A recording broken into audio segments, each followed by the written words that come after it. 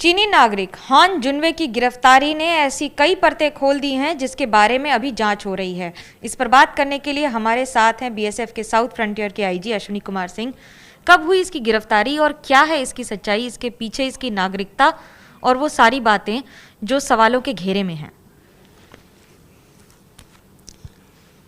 ये चीनी नागरिक की गिरफ्तारी हुई थी 10 जून को 6:10 पर मॉर्निंग में। एमएसपुर जगह है ये, मोहद्दीपुर के नज़दीक है वहाँ पे।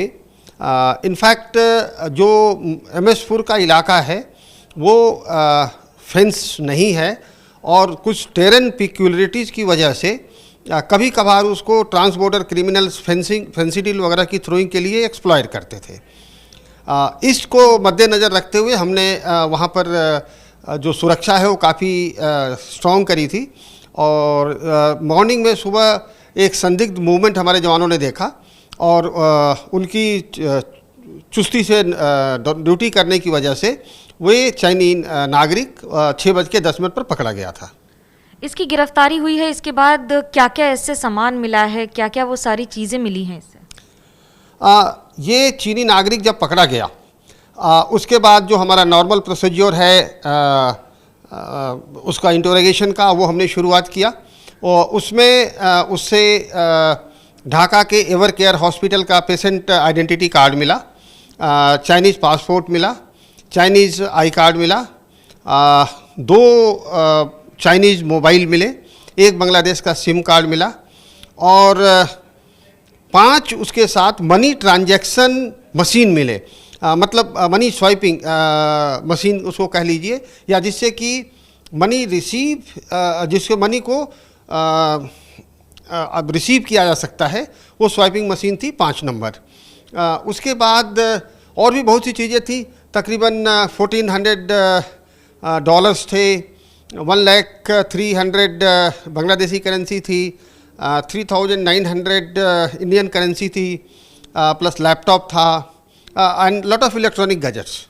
ये इलेक्ट्रॉनिक गैजेट्स किस भाषा में हैं, किस तरह से तकनीक, क्या इनको डिकोड किया जा सका है अभी तक और क्या मिला है उससे?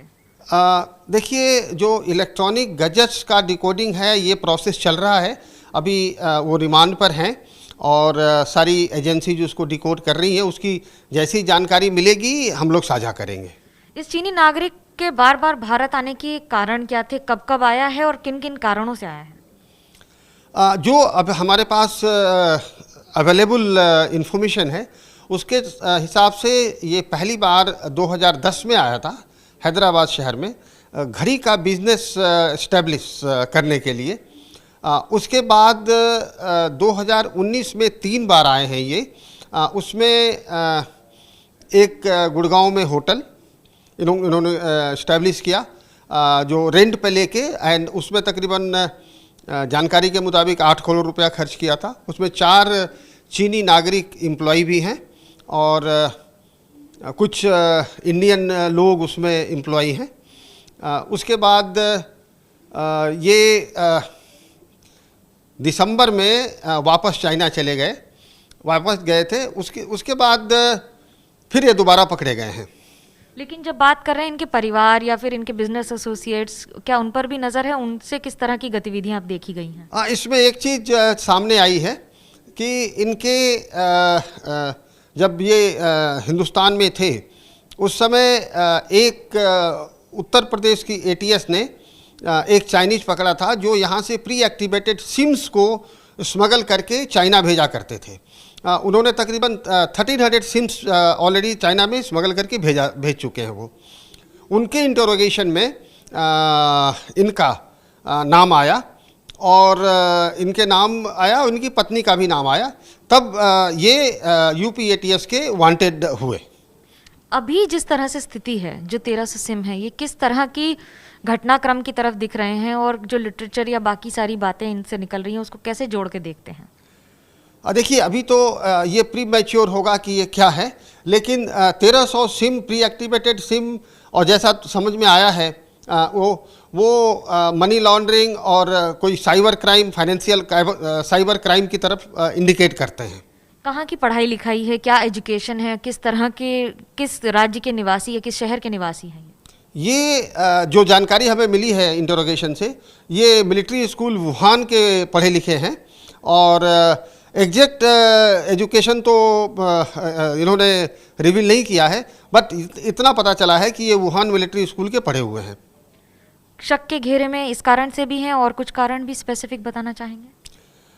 शक के घेरे में क्या है कि काफ़ी जो इनका बातचीत करने का तरीका है, जिस तरह इनका जवाब देने का तरीका है और हर लीड पे एक नई स्टोरी के साथ आने का तरीका है, उससे शक तो जाहिर होता है।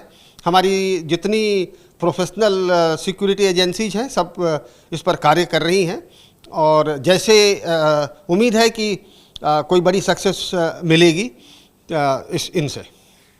36 वर्षीय हान जुनवे के ऊपर कई सवाल खड़े हो रहे हैं। पहला ये कि आखिरकार इस तरह की घटनाओं को अंजाम देने के लिए क्या मंशा थी और प्लानिंग के पीछे आखिरकार कौन कौन है।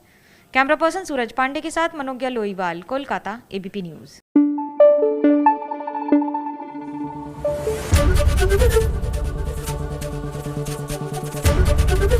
एबीपी न्यूज़ आपको रखे आगे।